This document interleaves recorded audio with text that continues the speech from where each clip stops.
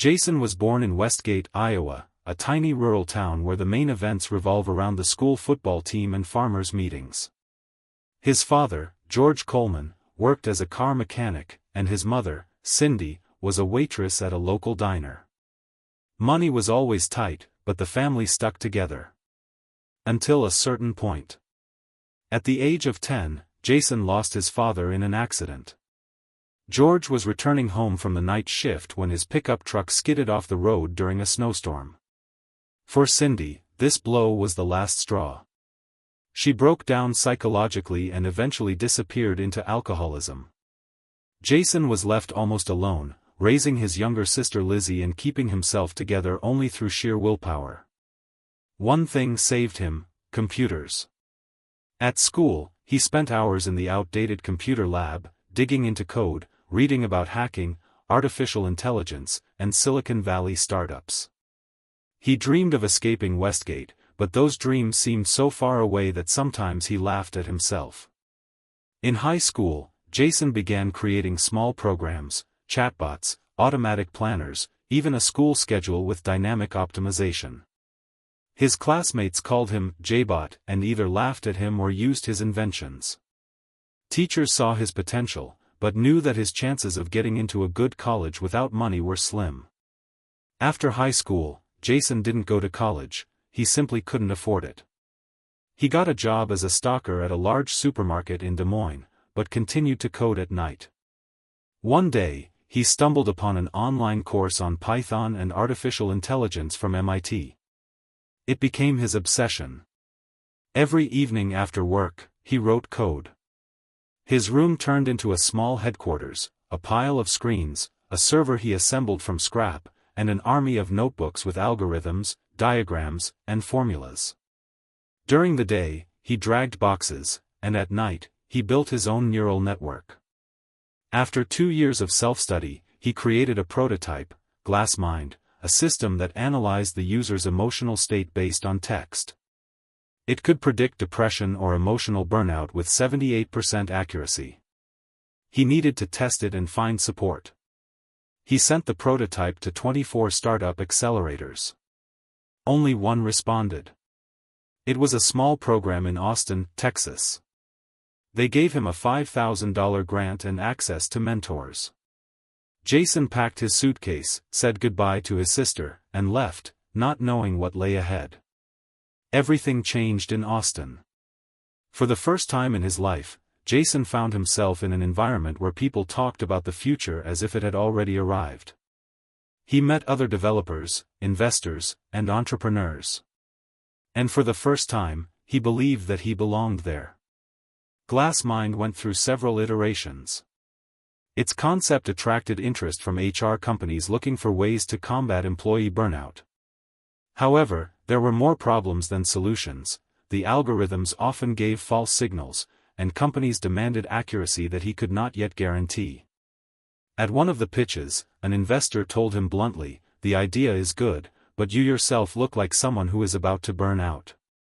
Who's going to invest in this?" It was a low blow, but he was right. Jason didn't sleep at night, lived in a co-working space, ate fast food, and had almost no contact with the outside world. And then his sister Lizzie got sick. Cancer. No insurance. No hope. Jason returned to Westgate, but this time with a laptop and a promise to do the impossible. He continued to work, looking for money for treatment, submitting GlassMind to every grant he could find. At a moment when he was on the verge of giving up, a letter from San Francisco changed everything. The Rising Stars Fund offered him a $250,000 investment. Moving to San Francisco was like being reborn. Jason found himself at the epicenter of the technological revolution. His new workplace, an office on the 3rd floor of an old industrial complex in the Soma district, became a laboratory for his ideas. With the first money came a team, 2 engineers, a marketer, and a former psychologist who helped with the validity of the algorithms. GlassMind began to be used in several large companies, including one Fortune 500 IT corporation. The system not only analyzed the text of letters and messages, but also offered micro-interventions, small psychological tips for reducing stress. For the first time in history, HR departments could see the emotional background of the company in real time. But success brought new challenges. Investors began to demand scaling. Jason didn't want to betray the concept, he dreamed not of control, but of help. But the market wanted KPIs. It became clear that Glassmind was no longer his. After lengthy negotiations and pressure from the board of directors, Jason sold most of his shares. He became rich. Very rich. But deep inside, he felt empty. Lizzie died shortly before the product was released in public beta. He didn't make it in time. It was a blow that forced him to rethink everything. And instead of buying a villa in Palo Alto, he disappeared. For the next 2 years, almost nothing was heard about Jason. The press wrote that he had burned out, burned up, and disappeared from the radar. In fact, he was living in a small village in Colorado, where he rented a wooden house without internet. There he read. He drew. He learned to be silent. He started writing code again. Not for a startup. Not for an investor. But for himself. And there, at an altitude of 2,400 meters, among coniferous forests, he created what would become his true legacy, a project called Verdant, an open software environment for maintaining mental health that works without a cloud connection and is completely local. Verdant did not collect data. It helped people keep a diary of their emotions, track patterns, and, most importantly, did not push them to be productive. It taught them to pause. To be silent.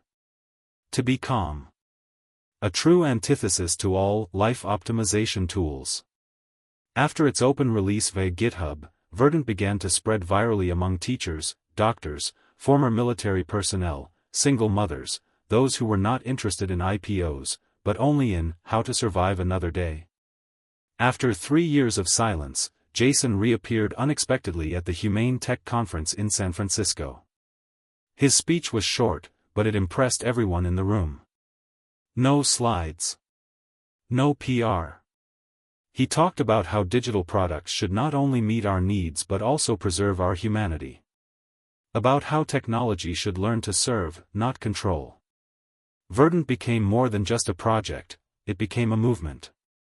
An open community of programmers, psychologists, and designers joined the initiative. They adapted the interface for children, people with post-traumatic stress disorder, and veterans.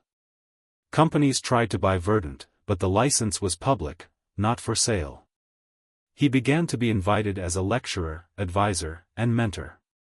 But he accepted only selectively. He worked with teams that developed ethical technologies and supported young startups that sought healing rather than growth. One day, he returned to Westgate. The school where he once sat in the computer lab after class was old but still alive.